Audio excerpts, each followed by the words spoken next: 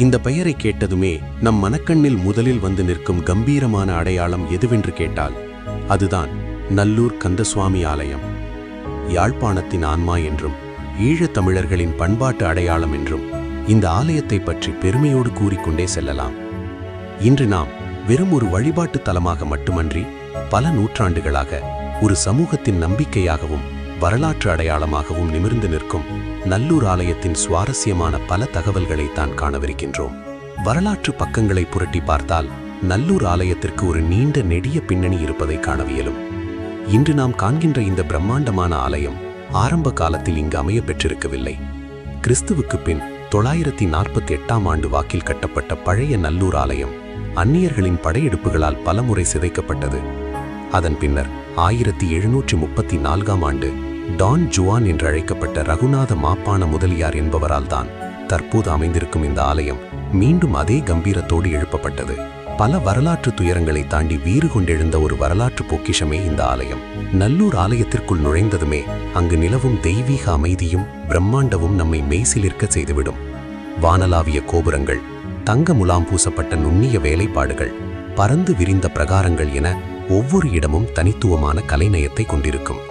குறிப்பாக ஆலயச் சுவர்களில் தீட்டப்பட்டிருக்கும் அந்த சிவப்பு மற்றும் வெள்ளை கோடுகள் யாழ்ப்பாணத்துக்கே உரித்தான ஒரு தனி அழகை வழங்கி நிற்கின்றன. ஆலய பிரகாரங்களை சுற்றி வலம் வரும்போது தரையில் ஒரு சிறு துரும்பை கூட உங்களால் காண இயலாது. அந்த அளவிற்கு தூய்மைக்கு பெயர் போன ஆலயம் இதுவாகும். நல்லூர் ஆலயம் என்றதுமே அனைவரின் நினைவுக்கும் வரும் முக்கியமான 2 விடயங்கள். ஒன்று இறுக்கமான கட்டுப்பாடு, மற்றொன்று நேரம் தவறாமை.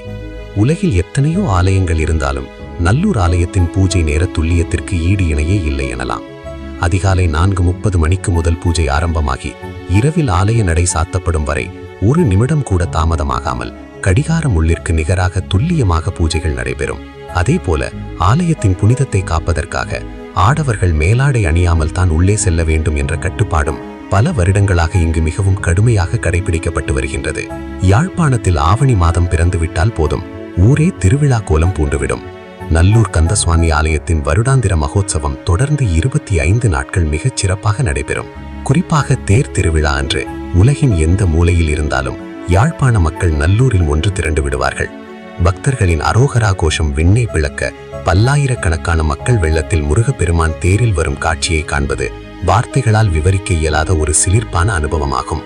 நல்லூர் கந்தசுவாமி ஆலயம் என்பது வெறும் செங்கற்களாலும் கருங்கற்களாலும் எழுப்பப்பட்ட ஒரு சாதாரண கட்டிடம் அல்ல.